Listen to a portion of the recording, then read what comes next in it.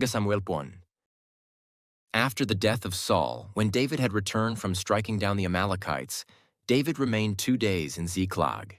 And on the 3rd day, behold, a man came from Saul's camp with his clothes torn and dirt on his head. And when he came to David, he fell to the ground and paid homage. David said to him, "Where do you come from?" And he said to him, "I have escaped from the camp of Israel." And David said to him, "How did it go? Tell me." And he answered, "The people fled from the battle, and also many of the people have fallen and are dead, and Saul and his son Jonathan are also dead." Then David said to the young man who told him, "How do you know that Saul and his son Jonathan are dead?" And the young man who told him said, "By chance. I happened to be on Mount Gilboa, and there was Saul leaning on his spear, and behold, the chariots and the horsemen were close upon him. And when he looked behind him, he saw me and called to me. And I answered, 'Here I am.' And he said to me, 'Who are you?' I answered him, 'I am an Amalekite.' And he said to me, 'Stand beside me and kill me, for anguish has seized me, and yet my life still lingers.' So I stood beside him and killed him, because I was sure that he could not live after he had fallen. And I took the crown that was on his head and the armlet that was on his arm, and I have brought them here to my lord." Then David took hold of his clothes and tore them, and so did all the men who were with him. And they mourned and wept and fasted until evening for Saul and for Jonathan, his son, and for the people of the Lord and for the house of Israel, because they had fallen by the sword. And David said to the young man who told him, "Where do you come from?" And he answered, "I am the son of a sojourner, an Amalekite." David said to him, "How is it you were not afraid to put out your hand to destroy the Lord's anointed?" Then David called one of the young men and said, "Go, execute him." And he struck him down so that he died. And David said to him, "Your blood be on your head, for your own mouth has testified against you, saying, 'I have killed the Lord's anointed.'" And David lamented with this lamentation over Saul and Jonathan, his son, and he said it should be taught to the people of Judah. Behold, it is written in the book of Jashar. He said, "Your glory, O Israel, is slain on your high places. How the mighty have fallen! Tell it not in Gath, publish it not in the streets of Ashkelon, lest the daughters of the Philistines rejoice, lest the daughters of the uncircumcised exult. You mountains of Gilboa, let there be no dew or rain upon you, nor fields of offerings. For there the shield of the mighty was defiled, the shield of Saul not anointed with oil, from the blood of the slain, from the fat of the mighty. The bow of Jonathan turned not back, and the sword of Saul returned not empty. Saul and Jonathan, beloved and lovely. In life and in death they were not divided. They were swifter than eagles. They were stronger than lions.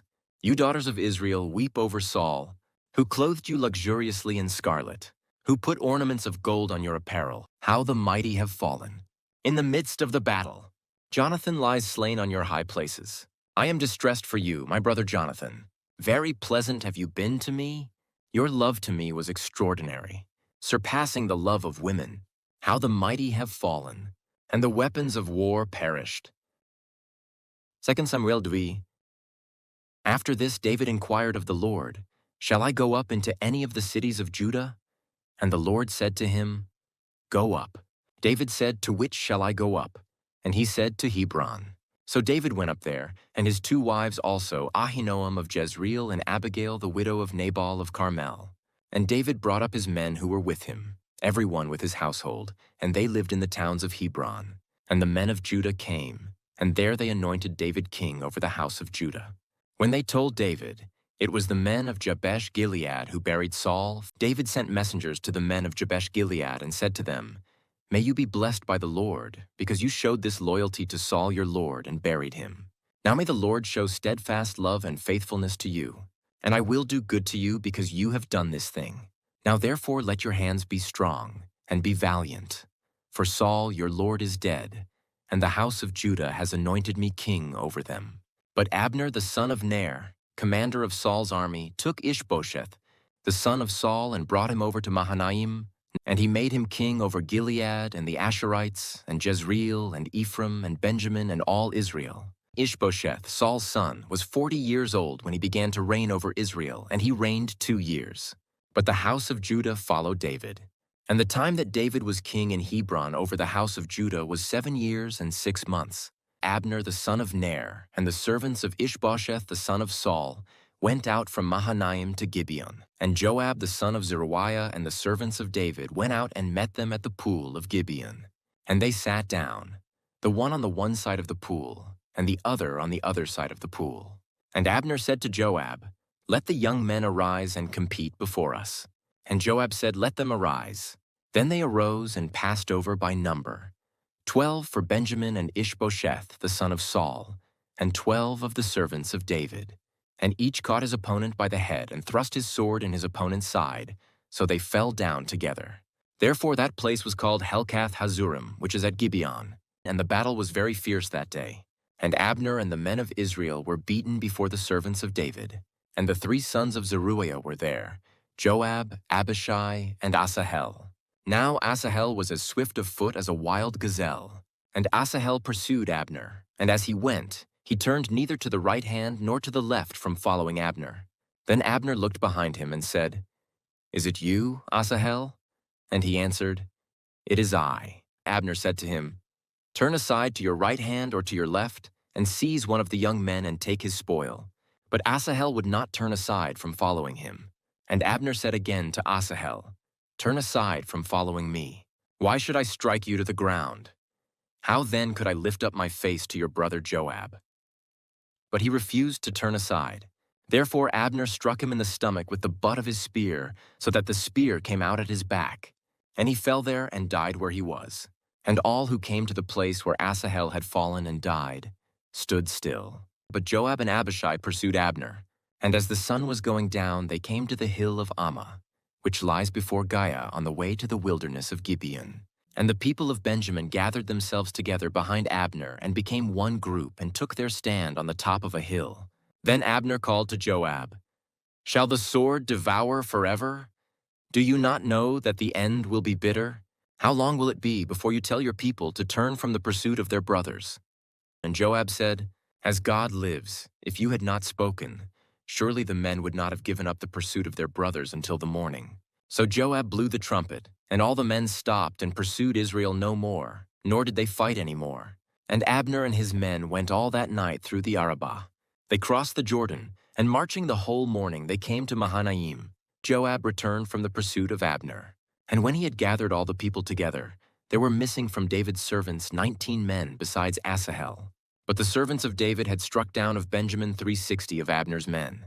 And they took up Asahel and buried him in the tomb of his father, which was at Bethlehem. And Joab and his men marched all night, and the day broke upon them at Hebron.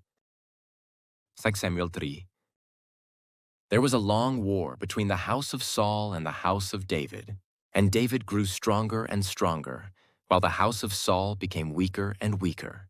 And sons were born to David at Hebron. His firstborn was Amnon of Ahinoam of Jezreel, and his second Chileab of Abigail, the widow of Nabal of Carmel, and the third, Absalom the son of Maacah, the daughter of Talmai king of Geshur, and the fourth, Adonijah the son of Haggith, and the fifth, Shephatiah, the son of Abital, and the sixth, Ithream of Eglah, David's wife. These were born to David in Hebron. While there was war between the house of Saul and the house of David, Abner was making himself strong in the house of Saul. Now Saul had a concubine whose name was Rizpah, the daughter of Aiah. And Ishbosheth said to Abner, "Why have you gone in to my father's concubine?" Then Abner was very angry over the words of Ishbosheth and said, "Am I a dog's head of Judah? To this day I keep showing steadfast love to the house of Saul your father, to his brothers and to his friends, and have not given you into the hand of David. And yet you charge me today with a fault concerning a woman. God do so to Abner, and more also, if I do not accomplish for David what the Lord has sworn to him, to transfer the kingdom from the house of Saul and set up the throne of David over Israel and over Judah, from Dan to Beersheba." And Ishbosheth could not answer Abner another word, because he feared him. And Abner sent messengers to David on his behalf, saying, "To whom does the land belong? Make your covenant with me, and behold, my hand shall be with you to bring over all Israel to you." And he said, "Good, I will make a covenant with you. But one thing I require of you, that is, you shall not see my face unless you first bring Michal, Saul's daughter, when you come to see my face."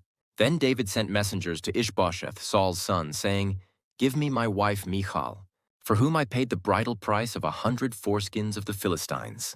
And Ishbosheth sent and took her from her husband Paltiel, the son of Laish. But her husband went with her, weeping after her all the way to Bahurim. Then Abner said to him, "Go, return." And he returned. And Abner conferred with the elders of Israel, saying, "For some time past you have been seeking David as king over you. Now then bring it about, for the Lord has promised David, saying, 'By the hand of my servant David I will save my people Israel from the hand of the Philistines and from the hand of all their enemies.'" Abner also spoke to Benjamin. And then Abner went to tell David at Hebron all that Israel and the whole house of Benjamin thought good to do. When Abner came with 20 men to David at Hebron, David made a feast for Abner and the men who were with him.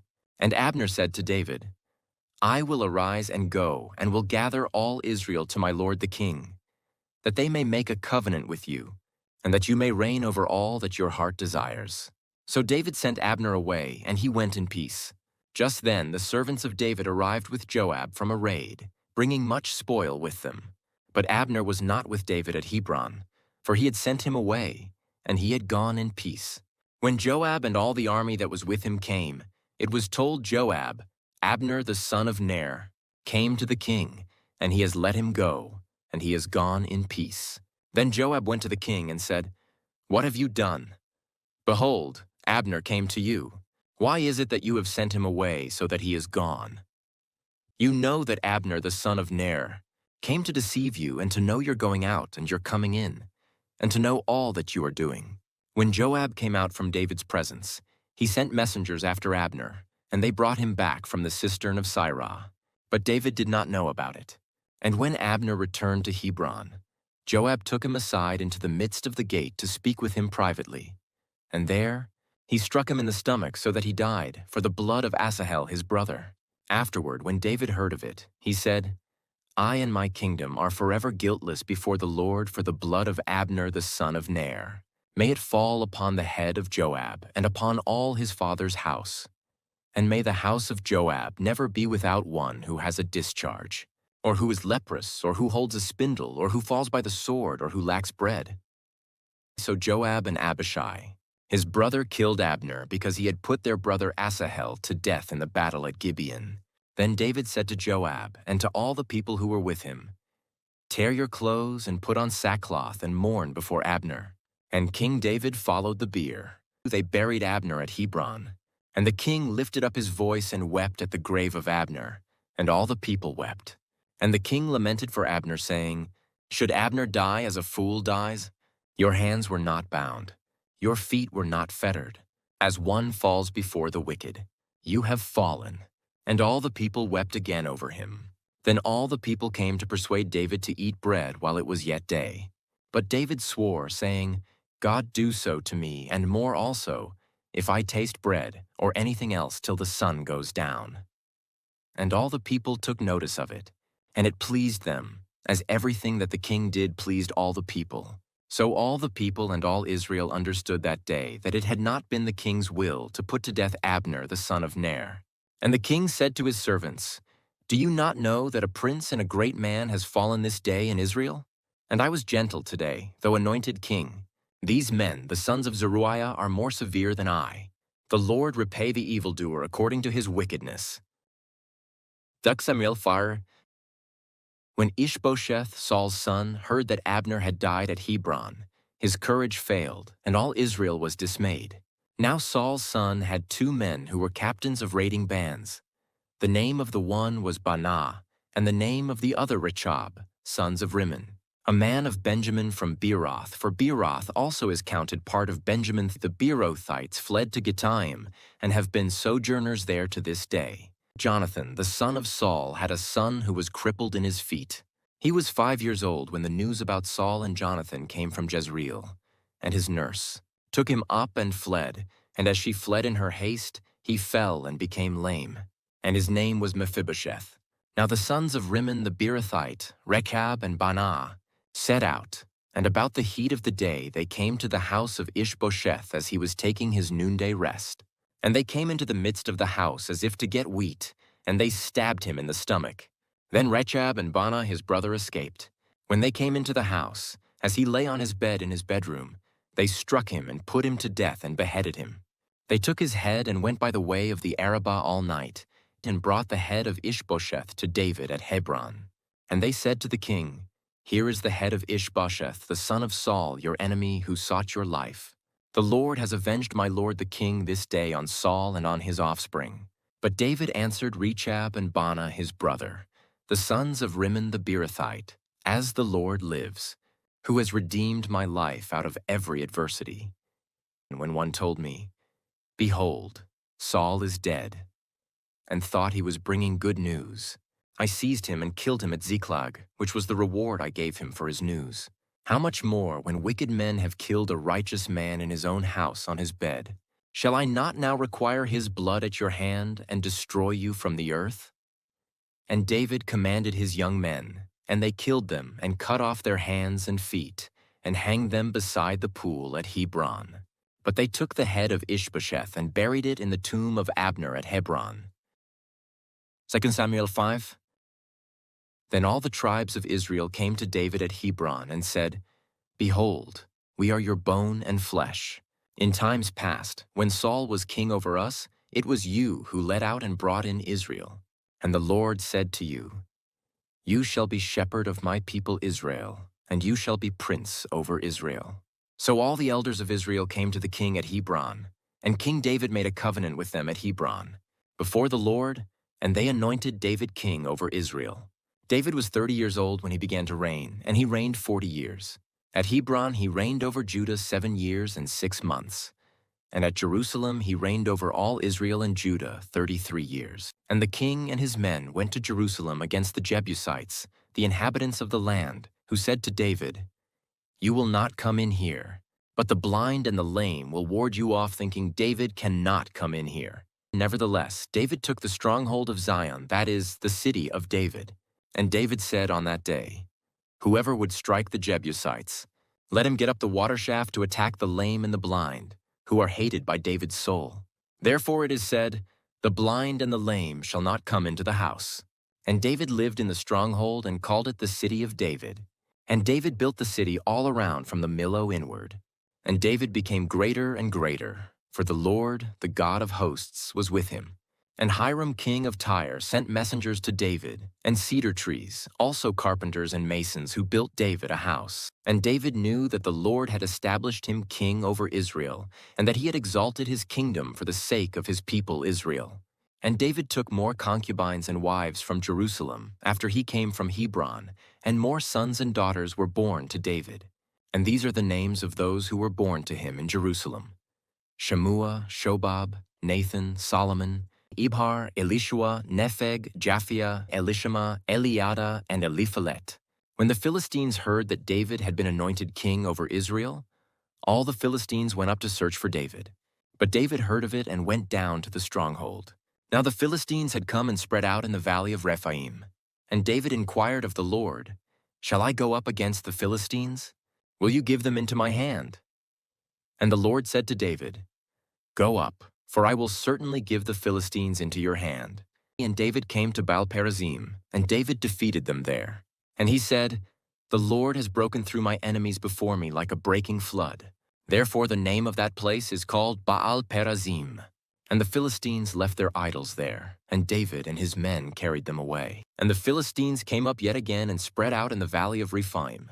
And when David inquired of the Lord, he said, "You shall not go around to their rear, and come against them opposite the balsam trees. And when you hear the sound of marching in the tops of the balsam trees, then rouse yourself, for then the Lord has gone out before you to strike down the army of the Philistines." And David did as the Lord commanded him, and struck down the Philistines from Geba to Gezer. 2 Samuel 6.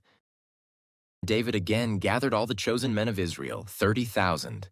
And David arose and went with all the people who were with him from Baale-Judah to bring up from there the ark of God, which is called by the name of the Lord of hosts, who sits enthroned on the cherubim.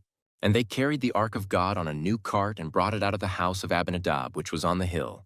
And Uzzah and Ahio, the sons of Abinadab, were driving the new cart with the ark of God, and Ahio went before the ark. And David and all the house of Israel were celebrating before the Lord, with songs and lyres and harps and tambourines and castanets and cymbals. And when they came to the threshing floor of Nachon, Uzzah put out his hand to the ark of God and took hold of it, for the oxen stumbled. And the anger of the Lord was kindled against Uzzah, and God struck him down there because of his error, and he died there beside the ark of God. And David was angry because the Lord had broken out against Uzzah, and that place is called Perez Uzzah to this day. And David was afraid of the Lord that day, and he said, "How can the ark of the Lord come to me?" So David was not willing to take the ark of the Lord into the city of David. But David took it aside to the house of Obed-Edom the Gittite. And the ark of the Lord remained in the house of Obed-Edom the Gittite 3 months. And the Lord blessed Obed-Edom and all his household. And it was told King David, "The Lord has blessed the household of Obed-Edom and all that belongs to him, because of the ark of God." So David went and brought up the ark of God from the house of Obed-Edom to the city of David with rejoicing. And when those who bore the ark of the Lord had gone 6 steps, he sacrificed an ox and a fattened animal. And David danced before the Lord with all his might. And David was wearing a linen ephod. So David and all the house of Israel brought up the ark of the Lord with shouting and with the sound of the horn. And as the ark of the Lord came into the city of David, Michal, the daughter of Saul, looked out of the window and saw King David leaping and dancing before the Lord, and she despised him in her heart. And they brought in the ark of the Lord and set it in its place, inside the tent that David had pitched for it. And David offered burnt offerings and peace offerings before the Lord. And when David had finished offering the burnt offerings and the peace offerings, he blessed the people in the name of the Lord of hosts, and distributed among all the people, the whole multitude of Israel, both men and women, a cake of bread, a portion of meat, and a cake of raisins to each one. Then all the people departed, each to his house. And David returned to bless his household. But Michal, the daughter of Saul, came out to meet David and said, "How the king of Israel honored himself today, uncovering himself today before the eyes of his servants' female servants, as one of the vulgar fellows shamelessly uncovers himself." And David said to Michal, "It was before the Lord, who chose me above your father and above all his house, to appoint me as prince over Israel, the people of the Lord, and I will celebrate before the Lord. I will make myself yet more contemptible than this, and I will be abased in your eyes. But by the female servants of whom you have spoken, by them I shall be held in honor." And Michal, the daughter of Saul, had no child to the day of her death. 2 Samuel 7. Now when the king lived in his house, and the Lord had given him rest from all his surrounding enemies, the king said to Nathan the prophet, "See now, I dwell in a house of cedar, but the ark of God dwells in a tent." And Nathan said to the king, "Go, do all that is in your heart, for the Lord is with you." But that same night the word of the Lord came to Nathan, "Go and tell my servant David, thus says the Lord, would you build me a house to dwell in? I have not lived in a house since the day I brought up the people of Israel from Egypt to this day, but I have been moving about in a tent for my dwelling. In all places where I have moved with all the people of Israel, did I speak a word with any of the judges of Israel, whom I commanded to shepherd my people Israel, saying, Why have you not built me a house of cedar? Now therefore, thus you shall say to my servant David, Thus says the Lord of hosts, I took you from the pasture, from following the sheep, that you should be prince over my people Israel. And I have been with you wherever you went, and have cut off all your enemies from before you. And I will make for you a great name, like the name of the great ones of the earth. And I will appoint a place for my people Israel, and will plant them, so that they may dwell in their own place and be disturbed no more. And violent men shall afflict them no more as formerly, from the time that I appointed judges over my people Israel. And I will give you rest from all your enemies. Moreover, the Lord declares to you that the Lord will make you a house. When your days are fulfilled and you lie down with your fathers, I will raise up your offspring after you, who shall come from your body, and I will establish his kingdom. He shall build a house for my name, and I will establish the throne of his kingdom forever. I will be to him a father, and he shall be to me a son. When he commits iniquity, I will discipline him with the rod of men, with the stripes of the sons of men. But my steadfast love will not depart from him, as I took it from Saul, whom I put away from before you. And your house and your kingdom shall be made sure forever before me. Your throne shall be established forever. In accordance with all these words, and in accordance with all this vision, Nathan spoke to David. Then King David went in and sat before the Lord and said, Who am I, O Lord God, and what is my house, that you have brought me thus far? And yet this was a small thing in your eyes, O Lord God. You have spoken also of your servant's house for a great while to come, and this is instruction for mankind, O Lord God. And what more can David say to you? For you know your servant, O Lord God. Because of your promise and according to your own heart, you have brought about all this greatness to make your servant know it. Therefore you are great, O Lord God. For there is none like you, and there is no God besides you, according to all that we have heard with our ears. And who is like your people Israel, the one nation on earth whom God went to redeem to be his people, making himself a name and doing for them great and awesome things by driving out before your people, whom you redeemed for yourself from Egypt, a nation and its gods? And you established for yourself your people Israel to be your people forever. And you, O Lord, became their God. And now, O Lord God, confirm forever the word that you have spoken concerning your servant and concerning his house, and do as you have spoken. And your name will be magnified forever, saying, The Lord of hosts is God over Israel, and the house of your servant David will be established before you. For you, O Lord of hosts, the God of Israel, have made this revelation to your servant, saying, I will build you a house. Therefore your servant has found courage to pray this prayer to you. And now, O Lord God, you are God, and your words are true, and you have promised this good thing to your servant. Now therefore may it please you to bless the house of your servant, so that it may continue forever before you. For you, O Lord God, have spoken, and with your blessing shall the house of your servant be blessed forever. 2 Samuel 8. After this, David defeated the Philistines and subdued them, and David took Metheg-ammah out of the hand of the Philistines. And he defeated Moab, and he measured them with a line, making them lie down on the ground. 2 lines he measured to be put to death, and 1 full line to be spared. And the Moabites became servants to David and brought tribute. David also defeated Hadadezer, the son of Rehob, king of Zobah, as he went to restore his power at the river Euphrates. And David took from him 1,700 horsemen and 20,000 foot soldiers. And David hamstrung all the chariot horses, but left enough for 100 chariots. And when the Syrians of Damascus came to help Hadadezer, king of Zobah, David struck down 22,000 men of the Syrians. Then David put garrisons in Aram of Damascus, and the Syrians became servants to David and brought tribute. And the Lord gave victory to David wherever he went. And David took the shields of gold that were carried by the servants of Hadadezer and brought them to Jerusalem. And from Betah and from Berothai, cities of Hadadezer, King David took very much bronze. When Toi, king of Hamath, heard that David had defeated the whole army of Hadadezer, Toi sent his son Joram to King David to ask about his health and to bless him because he had fought against Hadadezer and defeated him. For Hadadezer had often been at war with Toi. And Joram brought with him articles of silver, of gold, and of bronze. These also King David dedicated to the Lord, together with the silver and gold that he dedicated from all the nations he subdued, from Edom, Moab, the Ammonites, the Philistines, Amalek, and from the spoil of Hadadezer, the son of Rehob, king of Zobah. And David made a name for himself when he returned from striking down 18,000 Edomites in the Valley of Salt. Then he put garrisons in Edom. Throughout all Edom he put garrisons, and all the Edomites became David's servants, and the Lord gave victory to David wherever he went.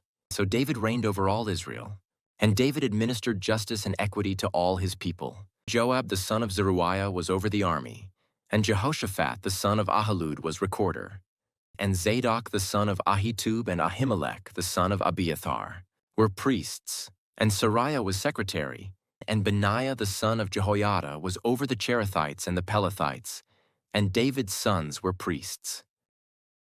2 Samuel 9. And David said, Is there still anyone left of the house of Saul, that I may show him kindness for Jonathan's sake? Now there was a servant of the house of Saul whose name was Ziba, and they called him to David. And the king said to him, "Are you Ziba?"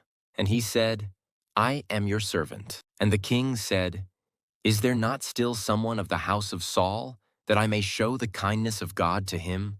Ziba said to the king, "There is still a son of Jonathan, he is crippled in his feet." The king said to him, "Where is he?" And Ziba said to the king, "He is in the house of Machir, the son of Ammiel, at Lodebar."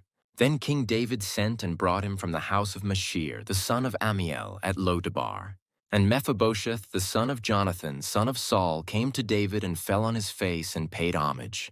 And David said, "Mephibosheth." And he answered, "Behold, I am your servant." And David said to him, "Do not fear, for I will show you kindness for the sake of your father, Jonathan, and I will restore to you all the land of Saul your father, and you shall eat at my table always." And he paid homage and said, "What is your servant, that you should show regard for a dead dog such as I?" Then the king called Ziba, Saul's servant, and said to him, "All that belonged to Saul and to all his house I have given to your master's grandson. And you and your sons and your servants shall till the land for him and shall bring in the produce, that your master's grandson may have bread to eat. But Mephibosheth, your master's grandson, shall always eat at my table." Now Ziba had 15 sons and 20 servants.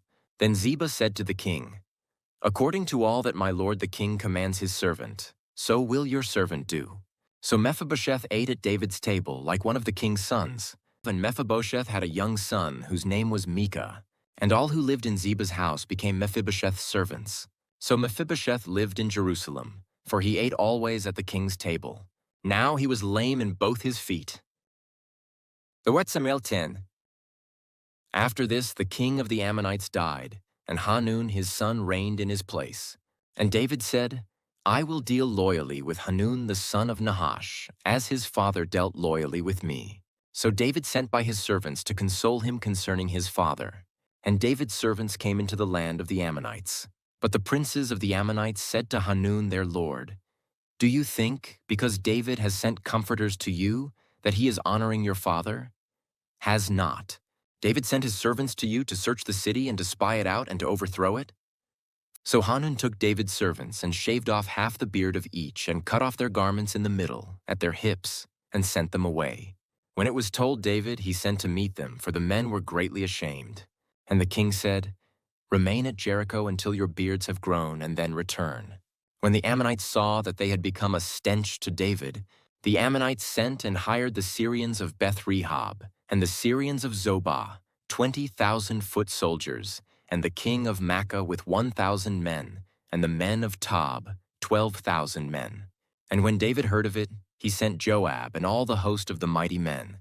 And the Ammonites came out and drew up in battle array at the entrance of the gate, and the Syrians of Zobah and of Rehob and the men of Tob and Makkah were by themselves in the open country. When Joab saw that the battle was set against him both in front and in the rear, he chose some of the best men of Israel and arrayed them against the Syrians. The rest of his men he put in the charge of Abishai his brother, and he arrayed them against the Ammonites. And he said, "If the Syrians are too strong for me, then you shall help me. But if the Ammonites are too strong for you, then I will come and help you. Be of good courage, and let us be courageous for our people and for the cities of our God, and may the Lord do what seems good to him." So Joab and the people who were with him drew near to battle against the Syrians, and they fled before him.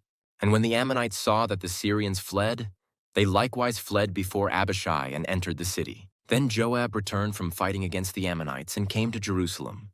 But when the Syrians saw that they had been defeated by Israel, they gathered themselves together. And Hadadezer sent and brought out the Syrians who were beyond the Euphrates. They came to Halim, with Shobach the commander of the army of Hadadezer at their head. And when it was told David, he gathered all Israel together and crossed the Jordan and came to Halim. The Syrians arrayed themselves against David and fought with him. And the Syrians fled before Israel. And David killed of the Syrians the men of 700 chariots and 40,000 horsemen, and wounded Shobach, the commander of their army, so that he died there. And when all the kings who were servants of Hadadezer saw that they had been defeated by Israel, they made peace with Israel and became subject to them. So the Syrians were afraid to save the Ammonites anymore. Samuel 11. In the spring of the year, the time when kings go out to battle, David sent Joab and his servants with him, and all Israel. And they ravaged the Ammonites and besieged Rabbah. But David remained at Jerusalem. It happened late one afternoon, when David arose from his couch and was walking on the roof of the king's house, that he saw from the roof a woman bathing, and the woman was very beautiful. And David sent and inquired about the woman. And one said, "Is not this Bathsheba, the daughter of Eliam, the wife of Uriah the Hittite?" So David sent messengers and took her, and she came to him, and he lay with her. Now she had been purifying herself from her uncleanness. Then she returned to her house, and the woman conceived, and she sent and told David, "I am pregnant." So David sent word to Joab, "Send me Uriah the Hittite." And Joab sent Uriah to David. And when Uriah came to him, David asked how Joab was doing, and how the people were doing, and how the war was going. Then David said to Uriah, "Go down to your house and wash your feet." And Uriah went out of the king's house, and there followed him a present from the king. But Uriah slept at the door of the king's house with all the servants of his lord, and did not go down to his house. When they told David, Uriah did not go down to his house, David said to Uriah, "Have you not come from a journey? Why did you not go down to your house?" Uriah said to David, "The ark and Israel and Judah dwell in booths, and my lord Joab and the servants of my lord are camping in the open field. Shall I then go to my house, to eat and to drink and to lie with my wife? As you live, and as your soul lives, I will not do this thing." Then David said to Uriah, "Remain here today also, and tomorrow I will send you back." So Uriah remained in Jerusalem that day and the next, and David invited him, and he ate in his presence and drank so that he made him drunk. And in the evening he went out to lie on his couch with the servants of his lord, but he did not go down to his house. In the morning David wrote a letter to Joab and sent it by the hand of Uriah. In the letter he wrote, "Set Uriah in the forefront of the hardest fighting, and then draw back from him, that he may be struck down and die." And as Joab was besieging the city, he assigned Uriah to the place where he knew there were valiant men. And the men of the city came out and fought with Joab, and some of the servants of David among the people fell. Uriah the Hittite also died. Then Joab sent and told David all the news about the fighting, and he instructed the messenger, "When you have finished telling all the news about the fighting to the king, then, if the king's anger rises, and if he says to you, 'Why did you go so near the city to fight? Did you not know that they would shoot from the wall?' Who killed Abimelech, the son of Jerubbesheth? Did not a woman cast an upper millstone on him from the wall so that he died at Thebez? Why did you go so near the wall? Then you shall say, 'Your servant Uriah the Hittite is dead also.'" So the messenger went and came and told David all that Joab had sent him to tell. The messenger said to David, "The men gained an advantage over us and came out against us in the field, but we drove them back to the entrance of the gate. Then the archers shot at your servants from the wall. Some of the king's servants are dead, and your servant Uriah the Hittite is dead also." David said to the messenger, "Thus shall you say to Joab, 'Do not let this matter displease you, for the sword devours now one and now another. Strengthen your attack against the city and overthrow it, and encourage him." When the wife of Uriah heard that Uriah her husband was dead, she lamented over her husband. And when the mourning was over, David sent and brought her to his house, and she became his wife and bore him a son. But the thing that David had done displeased the Lord. 2 Samuel 12. And the Lord sent Nathan to David. He came to him and said to him, "There were two men in a certain city, the one rich and the other poor. The rich man had very many flocks and herds, but the poor man had nothing but one little ewe lamb which he had bought. And he brought it up, and it grew up with him and with his children. It used to eat of his morsel and drink from his cup and lie in his arms, and it was like a daughter to him. Now there came a traveler to the rich man, and he was unwilling to take one of his own flock or herd to prepare for the guest who had come to him. But he took the poor man's lamb and prepared it for the man who had come to him.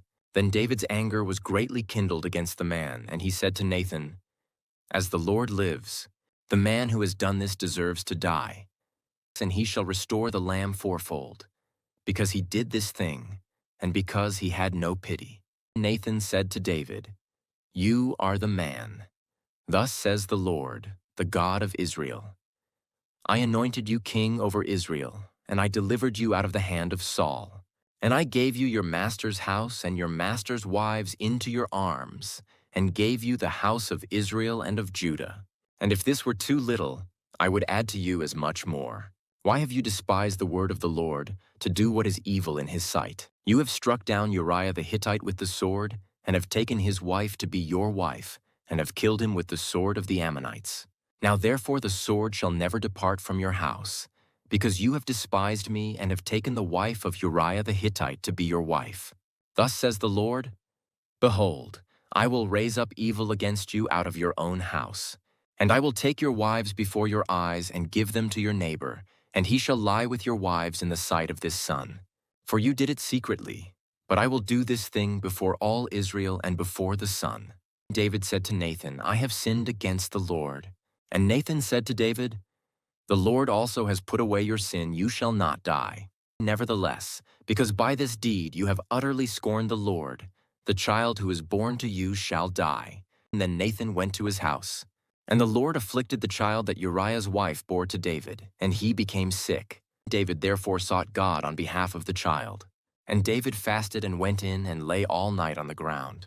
And the elders of his house stood beside him, to raise him from the ground. But he would not, nor did he eat food with them. On the 7th day the child died, and the servants of David were afraid to tell him that the child was dead. For they said, Behold, while the child was yet alive, we spoke to him, and he did not listen to us. How then can we say to him, The child is dead? He may do himself some harm. But when David saw that his servants were whispering together, David understood that the child was dead. And David said to his servants, Is the child dead? They said, He is dead. Then David arose from the earth and washed and anointed himself and changed his clothes. And he went into the house of the Lord and worshipped.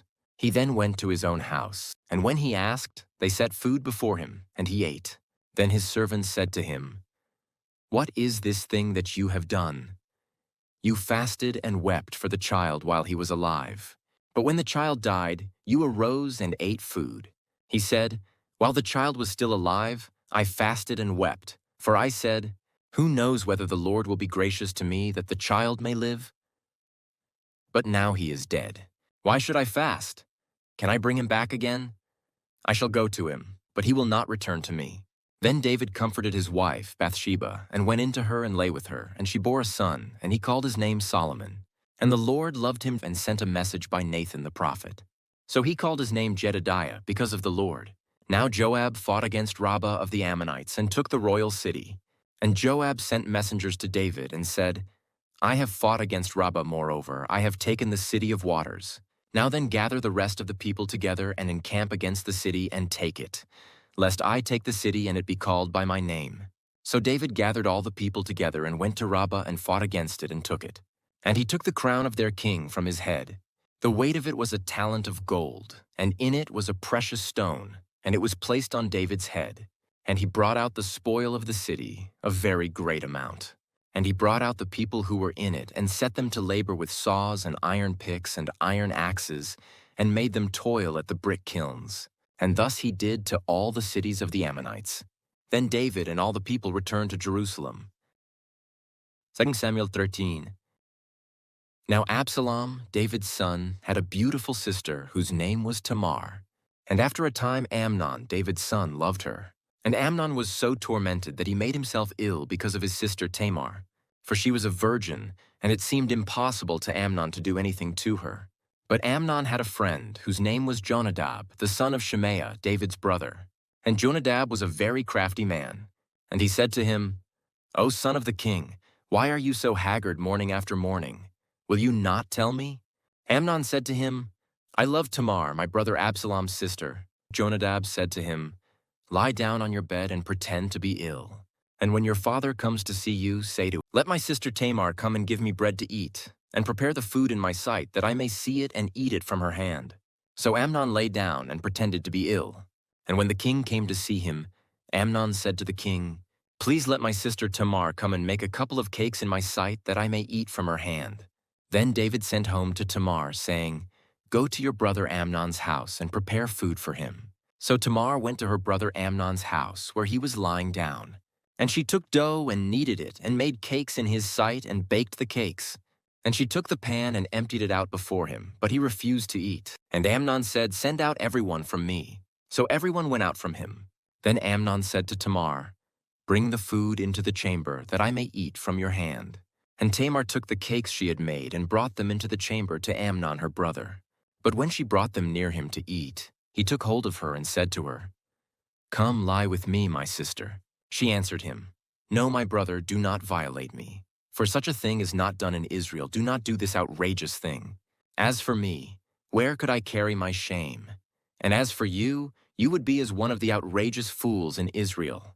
Now therefore, please speak to the king, for he will not withhold me from you." But he would not listen to her, and being stronger than she, he violated her and lay with her. Then Amnon hated her with very great hatred, so that the hatred with which he hated her was greater than the love with which he had loved her. And Amnon said to her, "Get up, go." But she said to him, "No, my brother, for this wrong in sending me away is greater than the other that you did to me." But he would not listen to her. He called the young man who served him and said, "Put this woman out of my presence and bolt the door after her." Now she was wearing a long robe with sleeves, for thus were the virgin daughters of the king dressed. So his servant put her out and bolted the door after her. And Tamar put ashes on her head and tore the long robe that she wore. And she laid her hand on her head and went away, crying aloud as she went. And her brother Absalom said to her, "Has Amnon your brother been with you? Now hold your peace, my sister. He is your brother, do not take this to heart." So Tamar lived, a desolate woman, in her brother Absalom's house. When King David heard of all these things, he was very angry. But Absalom spoke to Amnon neither good nor bad, for Absalom hated Amnon, because he had violated his sister Tamar. After 2 full years, Absalom had sheepshearers at Baal Hazor, which is near Ephraim, and Absalom invited all the king's sons. And Absalom came to the king and said, "Behold, your servant has sheepshearers. Please let the king and his servants go with your servant." But the king said to Absalom, "No, my son, let us not all go, lest we be burdensome to you." He pressed him, but he would not go, but gave him his blessing. Then Absalom said, "If not, please let my brother Amnon go with us." And the king said to him, "Why should he go with you?" But Absalom pressed him until he let Amnon and all the king's sons go with him. Then Absalom commanded his servants, "Mark when Amnon's heart is merry with wine, and when I say to you, 'Strike Amnon,' then kill him. Do not fear, have I not commanded you? Be courageous and be valiant." So the servants of Absalom did to Amnon as Absalom had commanded. Then all the king's sons arose, and each mounted his mule and fled. While they were on the way, news came to David, "Absalom has struck down all the king's sons, and not one of them is left." Then the king arose and tore his garments and lay on the earth. And all his servants who were standing by tore their garments. But Jonadab, the son of Shimea, David's brother, said, "Let not my lord suppose that they have killed all the young men, the king's sons, for Amnon alone is dead. For by the command of Absalom this has been determined from the day he violated his sister Tamar. Now therefore let not my lord the king so take it to heart as to suppose that all the king's sons are dead, for Amnon alone is dead." But Absalom fled, and the young man who kept the watch lifted up his eyes and looked, and behold, many people were coming from the road behind him by the side of the mountain. And Jonadab said to the king, "Behold, the king's sons have come, as your servant said, so it has come about." And as soon as he had finished speaking, behold, the king's sons came and lifted up their voice and wept. And the king also and all his servants wept very bitterly. But Absalom fled and went to Talmai the son of Ammihud, king of Geshur. And David mourned for his son day after day. So Absalom fled and went to Geshur, and was there 3 years. And the spirit of the king longed to go out to Absalom, because he was comforted about Amnon since he was dead. 2 Samuel 14. Now Joab the son of Zeruiah knew that the king's heart went out to Absalom. And Joab sent to Tekoa, and brought from there a wise woman, and said to her, "Pretend to be a mourner, and put on mourning garments. Do not anoint yourself with oil, but behave like a woman who has been mourning many days for the dead. Go to the king and speak thus to him. So Joab put the words in her mouth. When the woman of Tekoa came to the king, she fell on her face to the ground and paid homage and said, "Save me, O king." And the king said to her, "What is your trouble?" She answered, "Alas, I am a widow, my husband is dead.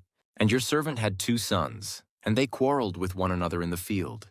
There was no one to separate them, and one struck the other and killed him. And now the whole clan has risen against your servant, and they say, 'Give up the man who struck his brother, that we may put him to death for the life of his brother whom he killed.' And so they would destroy the heir also. Thus they would quench my coal that is left and leave to my husband neither name nor remnant on the face of the earth." Then the king said to the woman, "Go to your house, and I will give orders concerning you."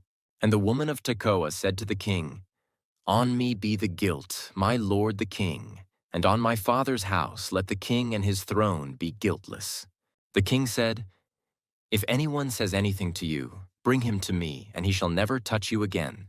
Then she said, "Please let the king invoke the Lord your God, that the avenger of blood kill no more, and my son be not destroyed."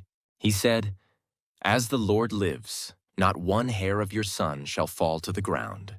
Then the woman said, "Please let your servant speak a word to my lord the king." He said, "Speak." And the woman said, "Why then have you planned such a thing against the people of God? For in giving this decision the king convicts himself, inasmuch as the king does not bring his banished one home again. We must all die. We are like water spilled on the ground, which cannot be gathered up again. But God will not take away life, and he devises means so that the banished one will not remain an outcast. Now I have come to say this to my lord the king, because the people have made me afraid. And your servant thought, I will speak to the king. It may be that the king will perform the request of his servant. For the king will hear and deliver his servant from the hand of the man who would destroy me and my son together from the heritage of God. And your servant thought, the word of my lord the king will set me at rest. For my lord the king is like the angel of God to discern good and evil. The Lord your God be with you." Then the king answered the woman, "Do not hide from me anything I ask you." And the woman said, "Let my lord the king speak." And the king said, "Is the hand of Joab with you in all this?" The woman answered and said, "As surely as you live, my lord the king, one cannot turn to the right hand or to the left from anything that my lord the king has said. It was your servant Joab who commanded me. It was he who put all these words in the mouth of your servant. In order to change the course of things, your servant Joab did this. But my Lord has wisdom like the wisdom of the angel of God to know all things that are on the earth." Then the king said to Joab, "Behold now, I grant this go. Bring back the young man Absalom." And Joab fell on his face to the ground and paid homage and blessed the king. And Joab said, "Today your servant knows that I have found favor in your sight, my lord the king, in that the king has granted the request of his servant." So Joab arose and went to Geshur and brought Absalom to Jerusalem. And the king said, "Let him dwell apart in his own house. He is not to come into my presence." So Absalom lived apart in his own house and did not come into the king's presence.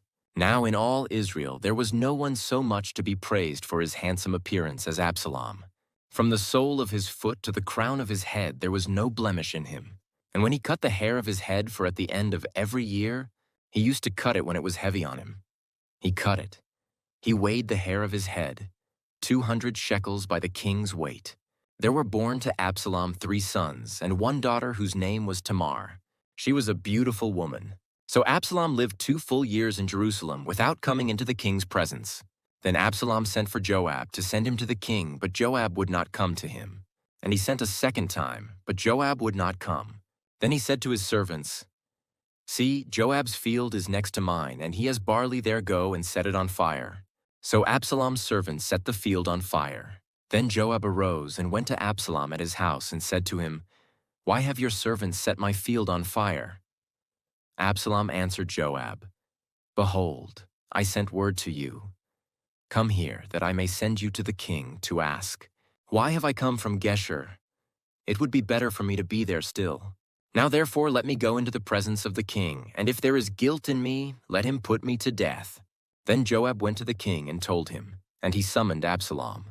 So he came to the king and bowed himself on his face to the ground before the king, and the king kissed Absalom. Samuel 15. After this, Absalom got himself a chariot and horses, and 50 men to run before him. And Absalom used to rise early and stand beside the way of the gate. And when any man had a dispute to come before the king for judgment, Absalom would call to him and say, "From what city are you?" And when he said, "Your servant is of such and such a tribe in Israel," Absalom would say to him, "See, your claims are good and right, but there is no man designated by the king to hear you." Then Absalom would say, "Oh, that I were judge in the land! Then every man with a dispute or cause might come to me, and I would give him justice. And whenever a man came near to pay homage to him, he would put out his hand and take hold of him and kiss him." Thus Absalom did to all of Israel who came to the king for judgment. So Absalom stole the hearts of the men of Israel. And at the end of 4 years, Absalom said to the king, "Please let me go and pay my vow, which I have vowed to the Lord in Hebron. For your servant vowed a vow while I lived at Geshur in Aram, saying, 'If the Lord will indeed bring me back to Jerusalem, then I will offer worship to the Lord.'" And the king said to him, "Go in peace." So he arose and went to Hebron. But Absalom sent secret messengers throughout all the tribes of Israel, saying, "As soon as you hear the sound of the trumpet, then say, 'Absalom is king at Hebron.'" With Absalom went 200 men from Jerusalem who were invited guests, and they went in their innocence and knew nothing. And while Absalom was offering the sacrifices, he sent for Ahithophel the Gilonite, David's counselor, from his city Gilo. And the conspiracy grew strong, and the people with Absalom kept increasing. And a messenger came to David, saying, "The hearts of the men of Israel have gone after Absalom." Then David said to all his servants who were with him at Jerusalem, "Arise and let us flee, or else there will be no escape for us from Absalom.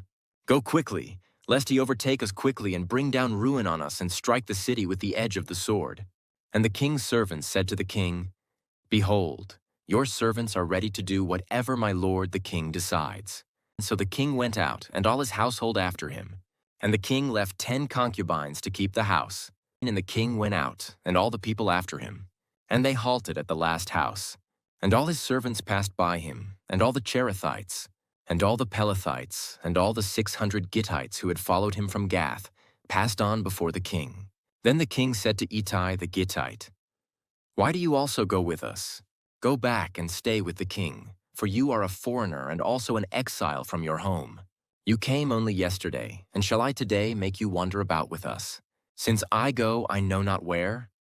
Go back and take your brothers with you, and may the Lord show steadfast love and faithfulness to you." But Ittai answered the king, "As the Lord lives, and as my lord the king lives, wherever my lord the king shall be, whether for death or for life, there also will your servant be." And David said to Ittai, "Go then, pass on." So Ittai the Gittite passed on with all his men and all the little ones who were with him. And all the land wept aloud as all the people passed by. And the king crossed the brook Kidron, and all the people passed on toward the wilderness.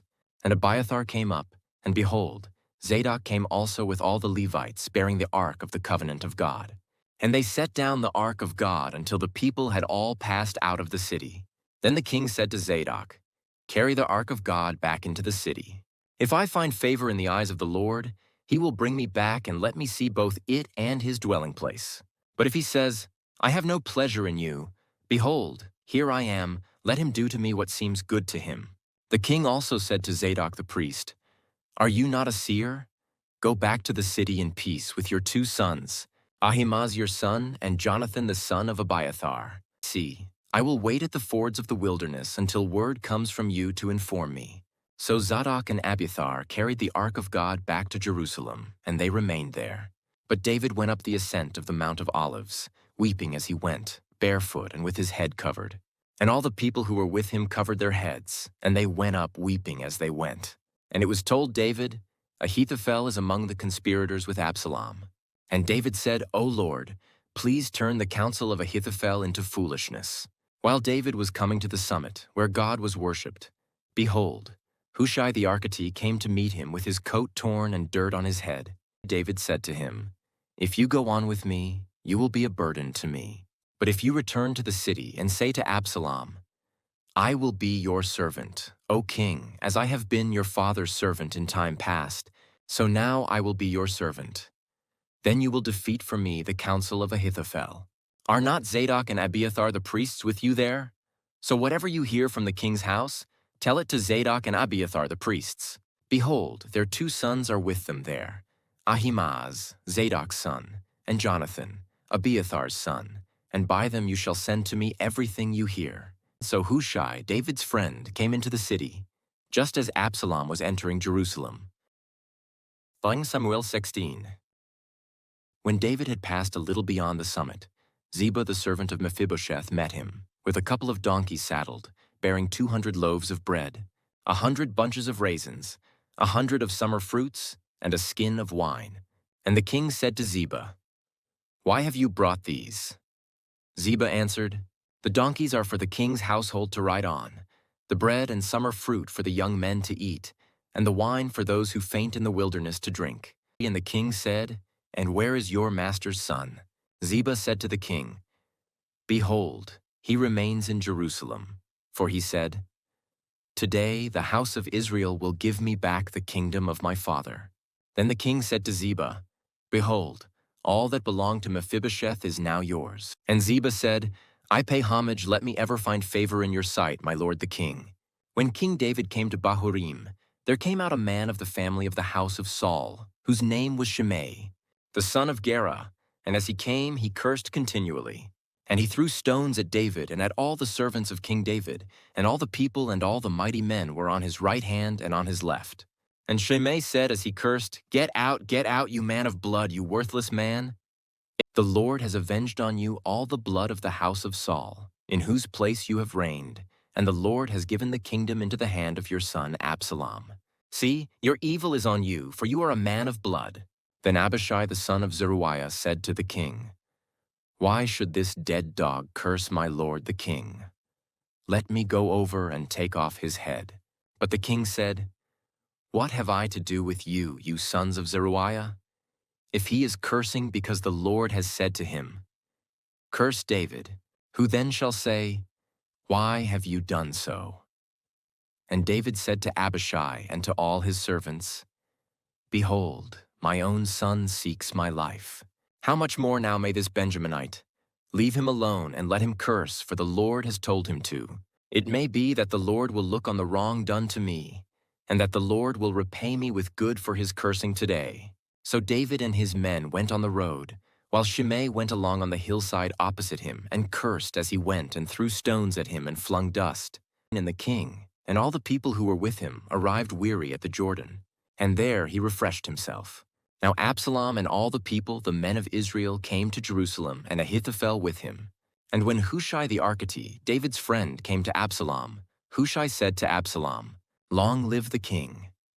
Long live the king!" And Absalom said to Hushai, "Is this your loyalty to your friend? Why did you not go with your friend?" And Hushai said to Absalom, "No, for whom the Lord and this people and all the men of Israel have chosen, his I will be, and with him I will remain. And again, whom should I serve? Should it not be his son? As I have served your father, so I will serve you." Then Absalom said to Ahithophel, "Give your counsel. What shall we do?" Ahithophel said to Absalom, "Go in to your father's concubines, whom he has left to keep the house, and all Israel will hear that you have made yourself a stench to your father, and the hands of all who are with you will be strengthened." So they pitched a tent for Absalom on the roof, and Absalom went into his father's concubines in the sight of all Israel. Now in those days the counsel that Ahithophel gave was as if one consulted the word of God. So was all the counsel of Ahithophel esteemed, both by David and by Absalom. Back Samuel 17. Moreover, Ahithophel said to Absalom, "Let me choose 12,000 men, and I will arise and pursue David tonight. I will come upon him while he is weary and discouraged, and throw him into a panic, and all the people who are with him will flee. I will strike down only the king, and I will bring all the people back to you as a bride comes home to her husband. You seek the life of only one man, and all the people will be at peace." And the advice seemed right in the eyes of Absalom and all the elders of Israel. Then Absalom said, Call Hushai the Archite also, and let us hear what he has to say. And when Hushai came to Absalom, Absalom said to him, Thus has Ahithophel spoken, shall we do as he says? If not, you speak. Then Hushai said to Absalom, This time the counsel that Ahithophel has given is not good. Hushai said, You know that your father and his men are mighty men, and that they are enraged, like a bear robbed of her cubs in the field. Besides, your father is expert in war, he will not spend the night with the people. Behold, even now he has hidden himself in one of the pits or in some other place. And as soon as some of the people fall at the first attack, whoever hears it will say, There has been a slaughter among the people who follow Absalom. Then even the valiant man, whose heart is like the heart of a lion, will utterly melt with fear.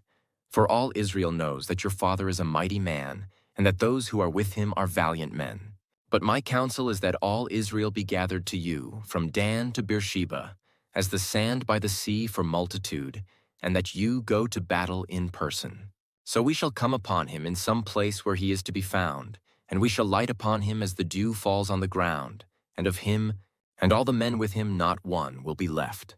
If he withdraws into a city, then all Israel will bring ropes to that city, and we shall drag it into the valley, until not even a pebble is to be found there. And Absalom and all the men of Israel said, The counsel of Hushai the Archite is better than the counsel of Ahithophel. For the Lord had ordained to defeat the good counsel of Ahithophel, so that the Lord might bring harm upon Absalom.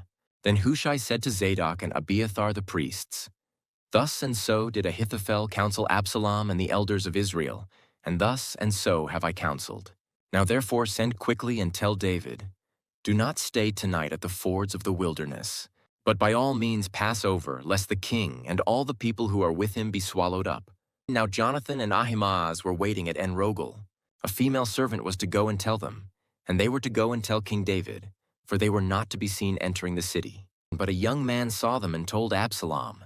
So both of them went away quickly and came to the house of a man at Bahurim, who had a well in his courtyard.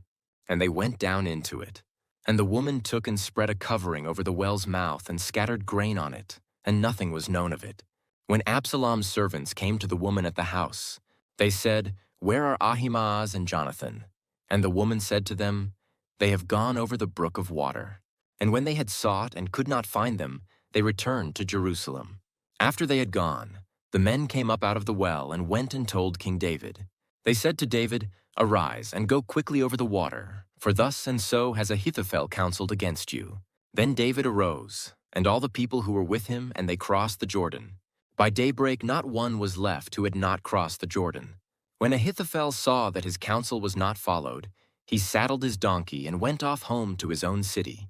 He set his house in order and hanged himself, and he died and was buried in the tomb of his father. Then David came to Mahanaim, and Absalom crossed the Jordan with all the men of Israel. Now Absalom had set Amasa over the army instead of Joab.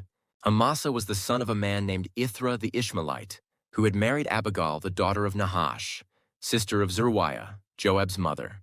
And Israel and Absalom encamped in the land of Gilead.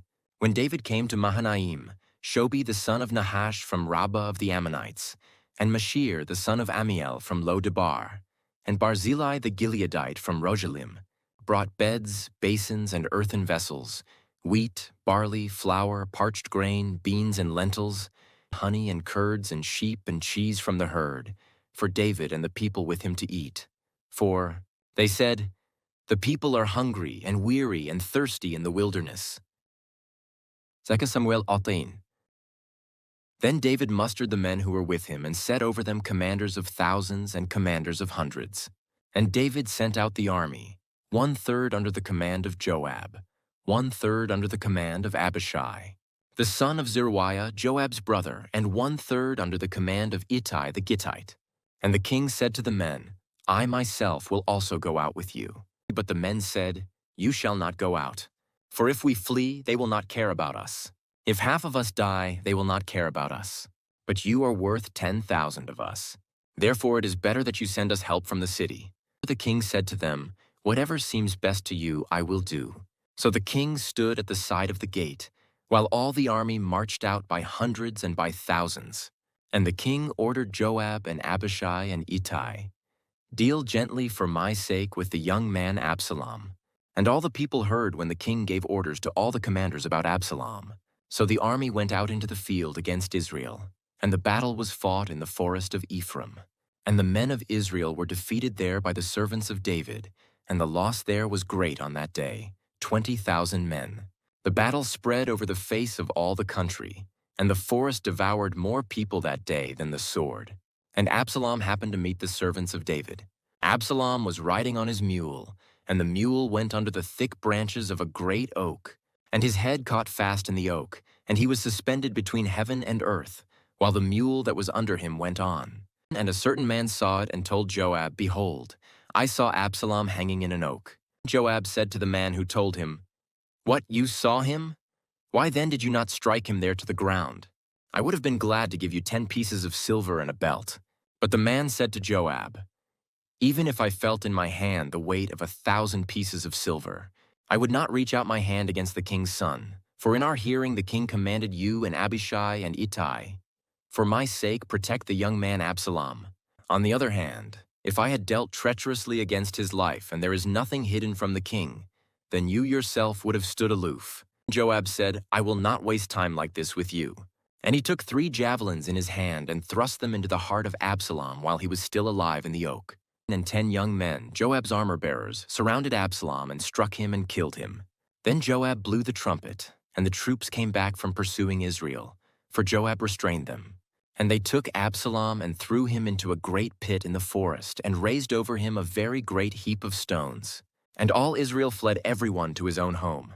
Now Absalom in his lifetime had taken and set up for himself the pillar that is in the king's valley, for he said, I have no son to keep my name in remembrance. He called the pillar after his own name, and it is called Absalom's monument to this day. Then Ahimaaz the son of Zadok said, Let me run and carry news to the king that the Lord has delivered him from the hand of his enemies.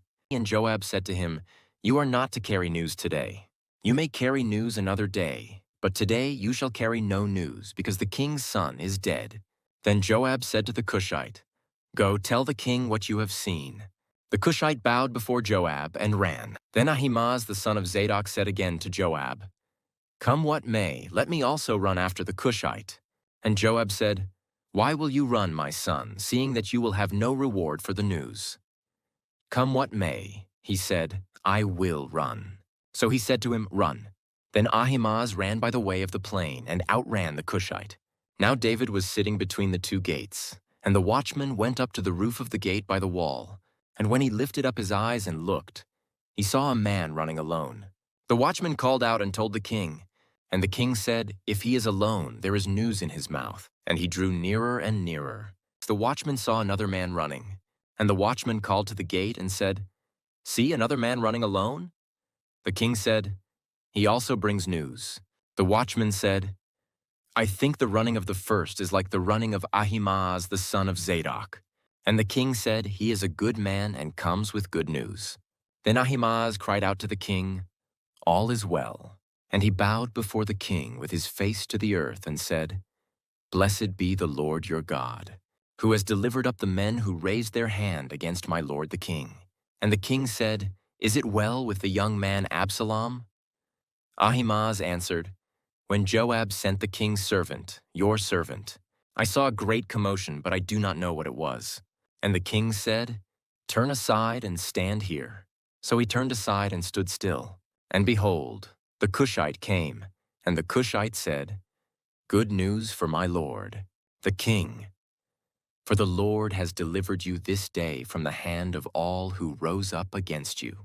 The king said to the Cushite, Is it well with the young man Absalom? And the Cushite answered, May the enemies of my lord, the king, and all who rise up against you for evil be like that young man.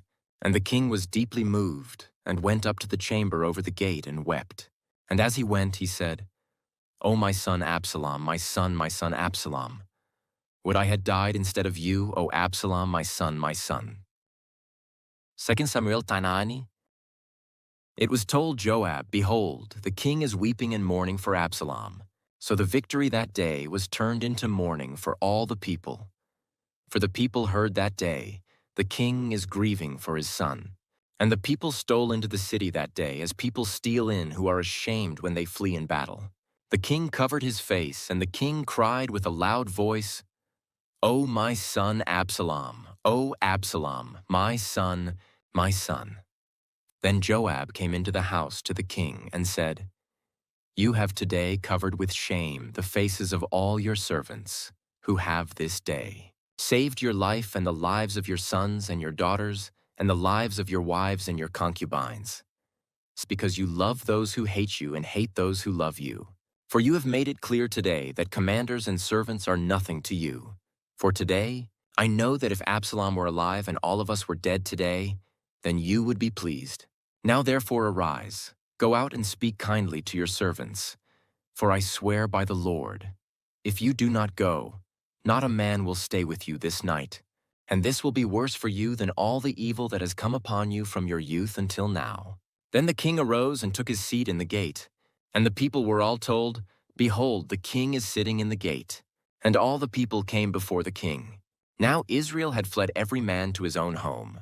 And all the people were arguing throughout all the tribes of Israel, saying, "The king delivered us from the hand of our enemies and saved us from the hand of the Philistines. And now he has fled out of the land from Absalom. But Absalom, whom we anointed over us, is dead in battle. Now therefore, why do you say nothing about bringing the king back?"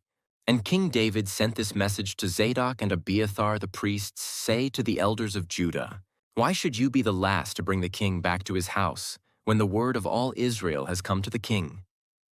You are my brothers.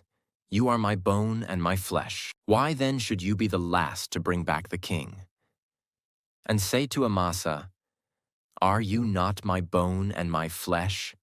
God, do so to me, and more also, if you are not commander of my army from now on in place of Joab." And he swayed the heart of all the men of Judah as one man, so that they sent word to the king, "Return, both you and all your servants." So the king came back to the Jordan, and Judah came to Gilgal to meet the king and to bring the king over the Jordan. And Shimei, the son of Gera, the Benjaminite, from Bahurim, hurried to come down with the men of Judah to meet King David. And with him were 1,000 men from Benjamin. And Ziba the servant of the house of Saul, with his 15 sons, and his 20 servants, rushed down to the Jordan before the king. And they crossed the ford to bring over the king's household and to do his pleasure. And Shimei the son of Gera fell down before the king, as he was about to cross the Jordan, and said to the king, "Let not my lord hold me guilty, or remember how your servant did wrong on the day my lord the king left Jerusalem. Do not let the king take it to heart, for your servant knows that I have sinned. Therefore, behold, I have come this day, the first of all the house of Joseph, to come down to meet my lord the king." Abishai the son of Zeruiah answered, "Shall not Shimei be put to death for this, because he cursed the Lord's anointed?" But David said, "What have I to do with you, you sons of Zeruiah, that you should this day be as an adversary to me? Shall anyone be put to death in Israel this day? For do I not know that I am this day king over Israel?" And the king said to Shimei, "You shall not die." And the king gave him his oath. And Mephibosheth the son of Saul came down to meet the king. He had neither taken care of his feet, nor trimmed his beard, nor washed his clothes, from the day the king departed until the day he came back in safety. And when he came to Jerusalem to meet the king said to him, "Why did you not go with me, Mephibosheth?"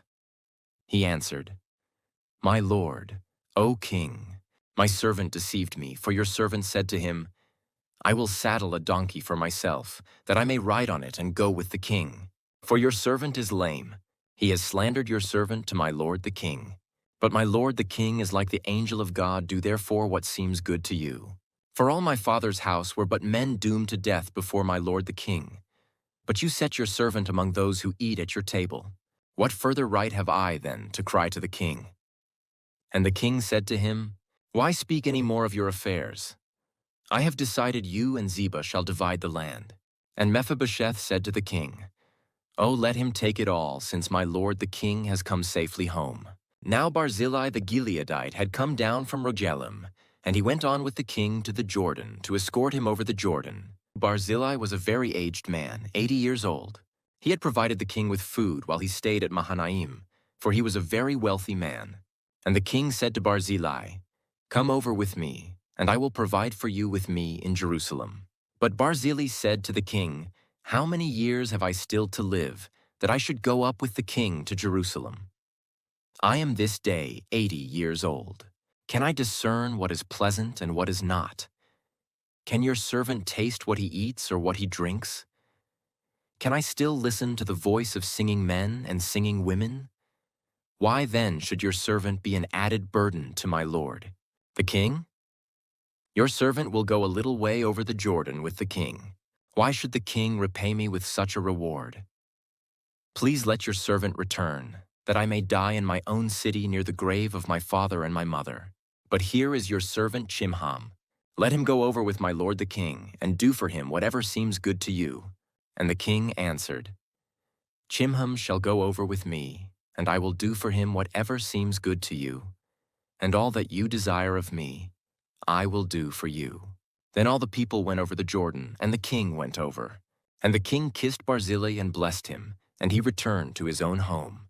The king went on to Gilgal, and Chimham went on with him. All the people of Judah, and also half the people of Israel, brought the king on his way. Then all the men of Israel came to the king and said to the king, "Why have our brothers, the men of Judah, stolen you away and brought the king and his household over the Jordan, and all David's men with him?" All the men of Judah answered the men of Israel, "Because the king is our close relative. Why then are you angry over this matter? Have we eaten at all at the king's expense? Or has he given us any gift?" And the men of Israel answered the men of Judah, "We have 10 shares in the king, and in David also we have more than you. Why then did you despise us? Were we not the first to speak of bringing back our king?" But the words of the men of Judah were fiercer than the words of the men of Israel. 2 Samuel 20. Now there happened to be there a worthless man, whose name was Sheba, the son of Bichri, a Benjaminite. And he blew the trumpet and said, "We have no portion in David, and we have no inheritance in the son of Jesse. Every man to his tents, O Israel." So all the men of Israel withdrew from David and followed Sheba the son of Bichri. But the men of Judah followed their king steadfastly from the Jordan to Jerusalem. And David came to his house at Jerusalem. And the king took the 10 concubines whom he had left to care for the house, and put them in a house under guard and provided for them, but did not go in to them. So they were shut up until the day of their death, living as if in widowhood. Then the king said to Amasa, "Call the men of Judah together to me within 3 days, and be here yourself." So Amasa went to summon Judah, but he delayed beyond the set time that had been appointed him. And David said to Abishai, "Now Sheba the son of Bichri will do us more harm than Absalom. Take your lord's servants and pursue him, lest he get himself to fortified cities and escape from us." And there went out after him Joab's men and the Cherethites and the Pelethites, and all the mighty men. They went out from Jerusalem to pursue Sheba the son of Bichri. When they were at the great stone that is in Gibeon, Amasa came to meet them. Now Joab was wearing a soldier's garment, and over it was a belt with a sword in its sheath fastened on his thigh, and as he went forward it fell out. And Joab said to Amasa, "Is it well with you, my brother?" And Joab took Amasa by the beard with his right hand to kiss him. But Amasa did not observe the sword that was in Joab's hand.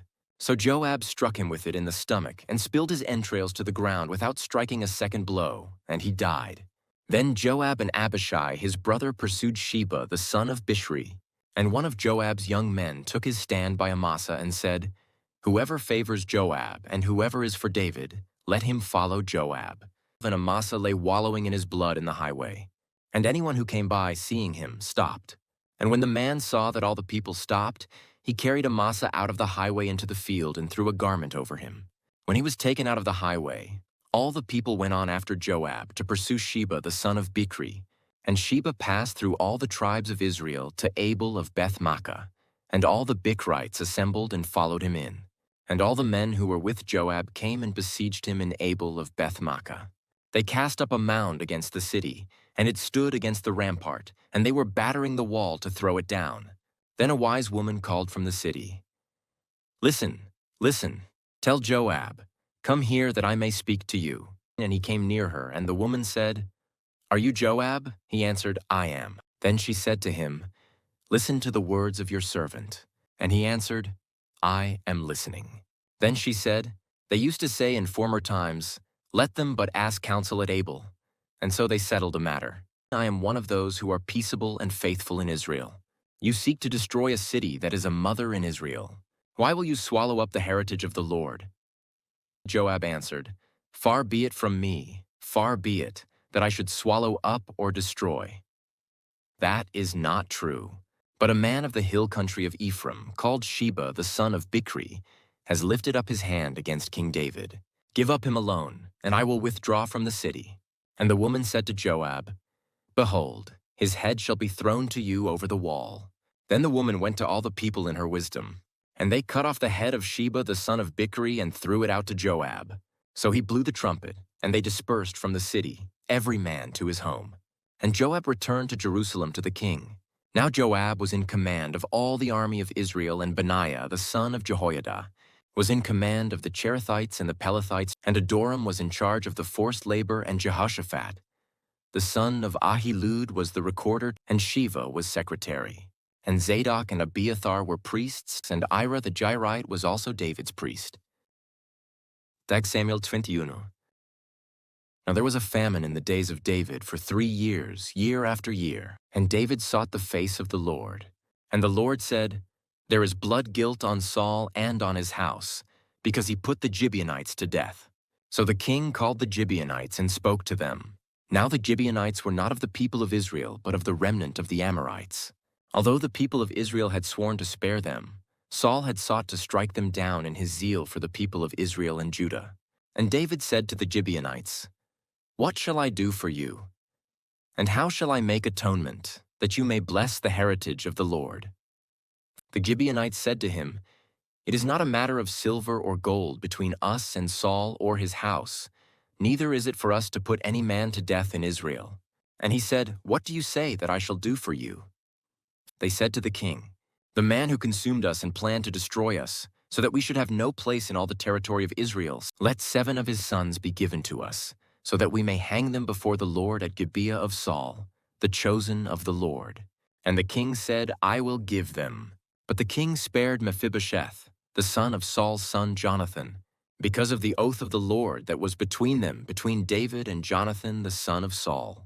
The king took the 2 sons of Rizpah, the daughter of Aiah, whom she bore to Saul, Armoni, and Mephibosheth, and the 5 sons of Merab, the daughter of Saul, whom she bore to Adriel, the son of Barzillai, the Maholathite, and he gave them into the hands of the Gibeonites, and they hanged them on the mountain before the Lord, and the 7 of them perished together.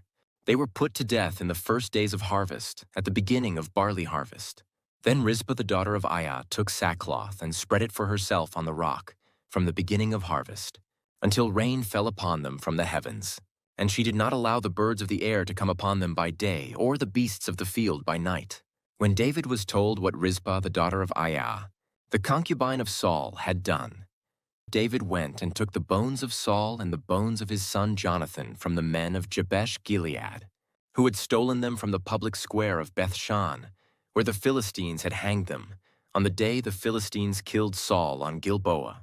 And he brought up from there the bones of Saul and the bones of his son Jonathan, and they gathered the bones of those who were hanged. And they buried the bones of Saul and his son Jonathan in the land of Benjamin in Zelah, in the tomb of Kish his father. And they did all that the king commanded. And after that God responded to the plea for the land. There was war again between the Philistines and Israel, and David went down together with his servants, and they fought against the Philistines. And David grew weary, and Ishbi-Benob, one of the descendants of the giants, whose spear weighed 300 shekels of bronze, and who was armed with a new sword, thought to kill David. But Abishai the son of Zeruiah came to his aid and attacked the Philistine and killed him. Then David's men swore to him, "You shall no longer go out with us to battle, lest you quench the lamp of Israel." After this there was again war with the Philistines at Gob. Then Sibbecai the Hushathite struck down Saph, who was one of the descendants of the giants. And there was again war with the Philistines at Gob. And Elhanan the son of Yare-Oregim, the Bethlehemite, struck down Goliath the Gittite, the shaft of whose spear was like a weaver's beam. And there was again war at Gath, where there was a man of great stature, who had 6 fingers on each hand, and 6 toes on each foot, 24 in number, And he also was descended from the giants. And when he taunted Israel, Jonathan the son of Shimei, David's brother, struck him down. These four were descended from the giants in Gath, and they fell by the hand of David and by the hand of his servants. 2 Samuel 22. And David spoke to the Lord the words of this song on the day when the Lord delivered him from the hand of all his enemies and from the hand of Saul.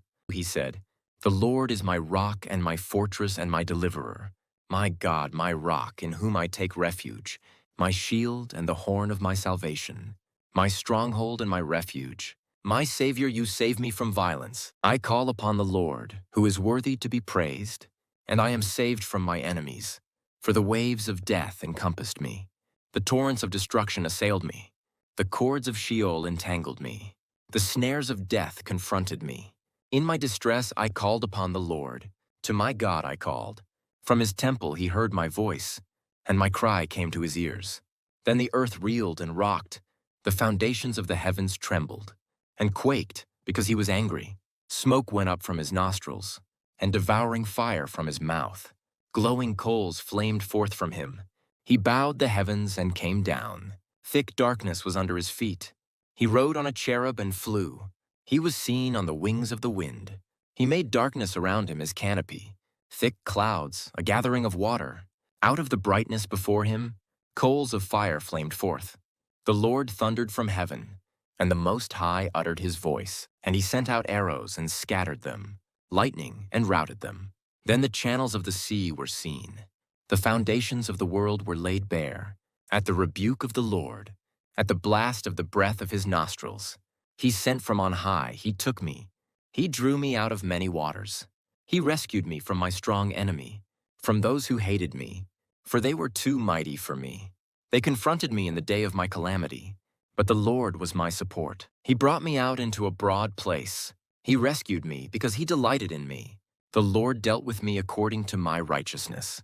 According to the cleanness of my hands he rewarded me. For I have kept the ways of the Lord, and have not wickedly departed from my God. For all his rules were before me, and from his statutes I did not turn aside. I was blameless before him, and I kept myself from guilt. And the Lord has rewarded me according to my righteousness, according to my cleanness in his sight. With the merciful you show yourself merciful. With the blameless man you show yourself blameless. With the purified you deal purely, and with the crooked you make yourself seem tortuous. You save a humble people, but your eyes are on the haughty to bring them down. For you are my lamp, O Lord, and my God lightens my darkness. For by you I can run against a troop, and by my God I can leap over a wall. This God, his way is perfect. The word of the Lord proves true. He is a shield for all those who take refuge in him. For who is God but the Lord? And who is a rock except our God? This God is my strong refuge, and has made my way blameless. He made my feet like the feet of a deer, and set me secure on the heights. He trains my hands for war, so that my arms can bend a bow of bronze. You have given me the shield of your salvation, and your gentleness made me great. You gave a wide place for my steps under me, and my feet did not slip. I pursued my enemies and destroyed them, and did not turn back until they were consumed. I consumed them, I thrust them through so that they did not rise. They fell under my feet. For you equipped me with strength for the battle. You made those who rise against me sink under me. You made my enemies turn their backs to me, those who hated me, and I destroyed them. They looked, but there was none to save. They cried to the Lord, but he did not answer them. I beat them fine as the dust of the earth. I crushed them and stamped them down like the mire of the streets. You delivered me from strife with my people. You kept me as the head of the nations. People whom I had not known served me. Foreigners came cringing to me. As soon as they heard of me, they obeyed me. Foreigners lost heart and came trembling out of their fortresses. The Lord lives, and blessed be my rock, and exalted be my God, the rock of my salvation, the God who gave me vengeance, and brought down peoples under me, who brought me out from my enemies. You exalted me above those who rose against me. You delivered me from men of violence. For this I will praise you, O Lord, among the nations, and sing praises to your name. Great salvation he brings to his king, and shows steadfast love to his anointed, to David and his offspring forever. 2 Samuel 23. Now these are the last words of David. The oracle of David, the son of Jesse, the oracle of the man who was raised on high, the anointed of the God of Jacob, the sweet psalmist of Israel. The Spirit of the Lord speaks by me. His word is on my tongue. The God of Israel has spoken. The rock of Israel has said to me, when one rules justly over men, ruling in the fear of God, he dawns on them like the morning light, like the sun shining forth on a cloudless morning, like rain that makes grass to sprout from the earth. For does not my house stand so with God? For he has made with me an everlasting covenant, ordered in all things and secure. For will he not cause to prosper all my help and my desire? But worthless men are all like thorns that are thrown away, for they cannot be taken with the hand. But the man who touches them arms himself with iron and the shaft of a spear, and they are utterly consumed with fire. These are the names of the mighty men whom David had. Josheb-Basshebeth a Tekemonite, he was chief of the three. He wielded his spear against 800 whom he killed at one time. And next to him among the three mighty men was Eleazar the son of Dodo, son of Ahohi. He was with David when they defied the Philistines who were gathered there for battle, and the men of Israel withdrew.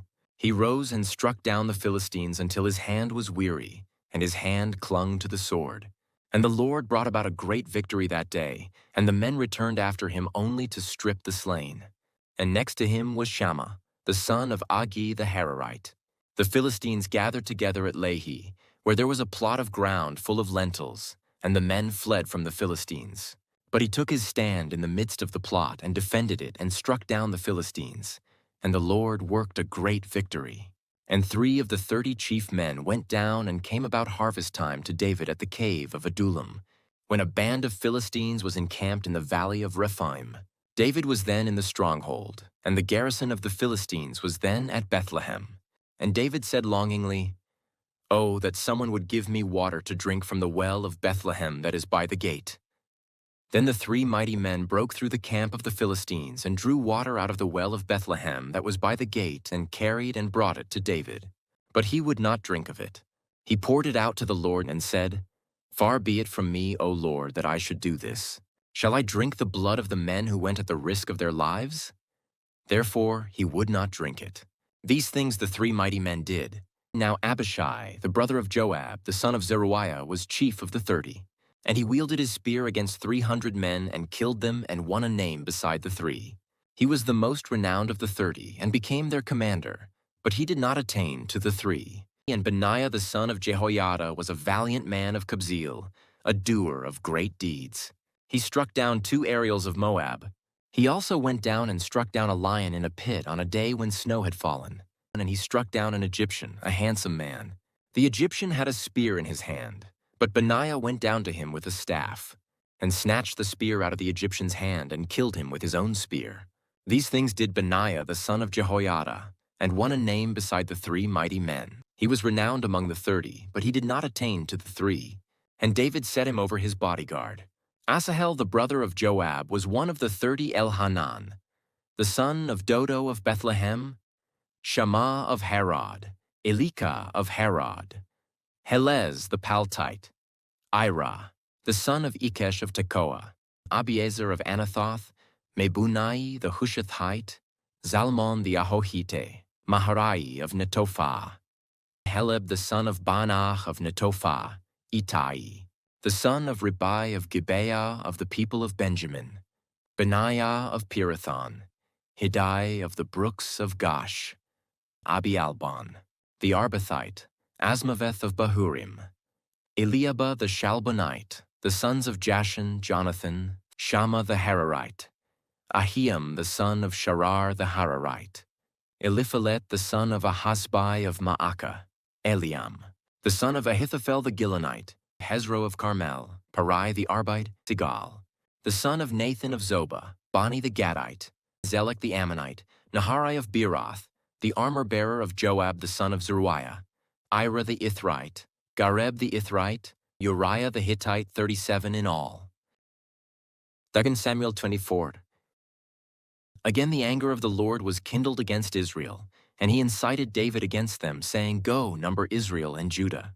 So the king said to Joab, the commander of the army, who was with him, Go through all the tribes of Israel, from Dan to Beersheba, and number the people, that I may know the number of the people. But Joab said to the king, May the Lord your God add to the people 100 times as many as they are. While the eyes of my lord, the king still see it, but why does my lord the king delight in this thing? But the king's word prevailed against Joab and the commanders of the army. So Joab and the commanders of the army went out from the presence of the king to number the people of Israel. They crossed the Jordan and began from Aroer, and from the city that is in the middle of the valley, toward Gad and on to Jazer. Then they came to Gilead, and to Kadesh in the land of the Hittites. And they came to Dan, and from Dan they went around to Sidon, and came to the fortress of Tyre and to all the cities of the Hivites and Canaanites. And they went out to the Negeb of Judah at Beersheba. So when they had gone through all the land, they came to Jerusalem at the end of 9 months and 20 days. And Joab gave the sum of the numbering of the people to the king in Israel. There were 800,000 valiant men who drew the sword, and the men of Judah were 500,000. But David's heart struck him after he had numbered the people. And David said to the Lord, I have sinned greatly in what I have done. But now, O Lord, please take away the iniquity of your servant, for I have done very foolishly. And when David arose in the morning, the word of the Lord came to the prophet Gad, David's seer, saying, Go and say to David, Thus says the Lord, 3 things I offer you. Choose one of them, that I may do it to you. So Gad came to David and told him, and said to him, Shall 3 years of famine come to you in your land? Or will you flee 3 months before your foes while they pursue you? Or shall there be 3 days' pestilence in your land? Now consider, and decide what answer I shall return to him who sent me. Then David said to Gad, I am in great distress. Let us fall into the hand of the Lord. For his mercy is great, but let me not fall into the hand of man. So the Lord sent a pestilence on Israel from the morning until the appointed time. And there died of the people from Dan to Beersheba 70,000 men. And when the angel stretched out his hand toward Jerusalem to destroy it, the Lord relented from the calamity and said to the angel who was working destruction among the people, It is enough, now stay your hand. And the angel of the Lord was by the threshing floor of Araunah the Jebusite. Then David spoke to the Lord when he saw the angel who was striking the people, and said, Behold, I have sinned, and I have done wickedly. But these sheep, what have they done? Please let your hand be against me and against my father's house. And Gad came that day to David and said to him, Go up, raise an altar to the Lord on the threshing floor of Araunah the Jebusite. So David went up at Gad's word as the Lord commanded. And when Araunah looked down, he saw the king and his servants coming on toward him. And Araunah went out and paid homage to the king with his face to the ground. And Araunah said, Why has my lord the king come to his servant? David said, To buy the threshing floor from you, in order to build an altar to the Lord, that the plague may be averted from the people. Then Araunah said to David, Let my lord the king take and offer up what seems good to him. Here are the oxen for the burnt offering, and the threshing sledges, and the yokes of the oxen for the wood. All this, O king, Araunah gives to the king. And Araunah said to the king, May the Lord your God accept you. But the king said to Araunah, No, but I will buy it from you for a price. I will not offer burnt offerings to the Lord my God that cost me nothing. So David bought the threshing floor and the oxen for 50 shekels of silver. And David built there an altar to the Lord and offered burnt offerings and peace offerings. So the Lord responded to the plea for the land, and the plague was averted from Israel.